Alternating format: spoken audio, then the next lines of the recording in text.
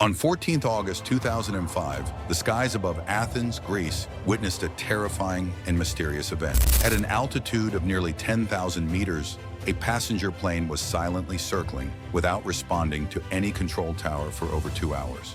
Fear spread across the city. Was this a terrorist attack or a hijacking? To investigate, the Greek Air Force immediately dispatched fighter jets. When they approached, they were shocked to see the inside of the plane. It was completely silent. Passengers sat motionless in their seats, lifeless, with no movement. Even the cockpit was empty. Suddenly, the F-16 pilots noticed someone in the cockpit who did not appear to be a pilot. The person seemed to be searching or trying to figure something out. Moments later, the plane tilted sharply and began descending rapidly. Within minutes, it crashed into the mountains north of Athens, killing all 121 passengers and crew. This haunting story became known as the ghost plane, Helios Flight 522. On that morning, 115 passengers and 6 crew members boarded Helios Flight 522 from Larnaca Airport in Cyprus. Their destination was Prague with a stopover in Athens. Most were vacationers returning from Cyprus. The captain was 59 years old with over 17,000 flying hours, while the first officer, age 51, had more than 7,500 hours. Both were highly experienced, though the first officer had a history of struggling with checklist procedures, and he often complained about the captain's strict behavior.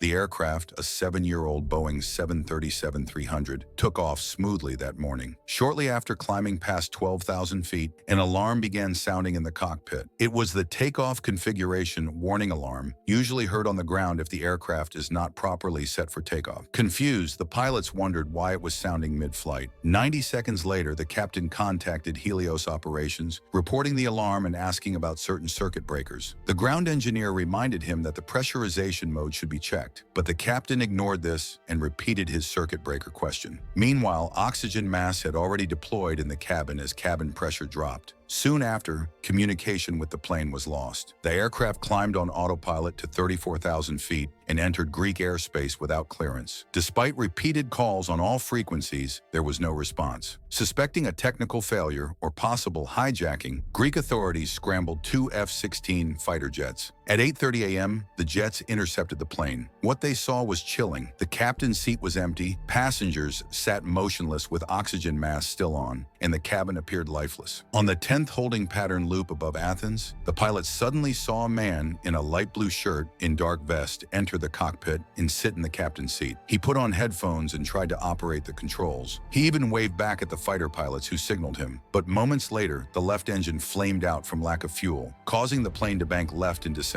The right engine failed soon after, and just before 9 a.m., the plane crashed into the mountains, killing everyone on board. The investigation revealed the tragic cause. The night before, an engineer had conducted a pressurization leak test and set the pressurization switch to manual. He forgot to switch it back to auto. During climb, cabin pressure began to drop. In low-pressure conditions at high altitude, humans suffer from hypoxia, lack of oxygen. Within 10 minutes, mental clarity fades, leading to confusion, unconsciousness, and eventually death. The pilots failed to notice the switch position during pre-flight checks, taxi, or takeoff. When the alarm sounded, they mistook it for a takeoff configuration warning instead of a cabin altitude warning. Distracted, they ignored the real issue. As hypoxia set in, they lost consciousness. Passengers and crew also passed out once their limited oxygen supply ran out. The man seen in the cockpit was identified as flight attendant Andreas Prodromou, who held a commercial pilot's license but was not certified to fly the 737. He had used a portable oxygen cylinder, allowing him to stay conscious longer than others. Voice recordings showed he attempted to make distress calls,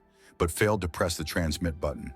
Tragically, by the time he reached the cockpit, both engines had run out of fuel.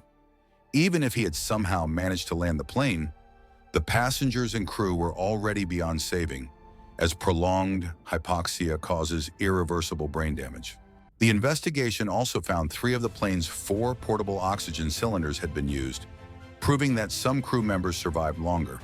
The disaster forced the aviation industry to revise training, safety protocols, and SOPs. Boeing was instructed to improve pilot training on differentiating warnings and to stress pressurization checks. Since then, no similar incident has occurred. Helios Flight 522 remains one of aviation's most chilling tragedies. A silent flight where an entire plane became a ghost in the sky.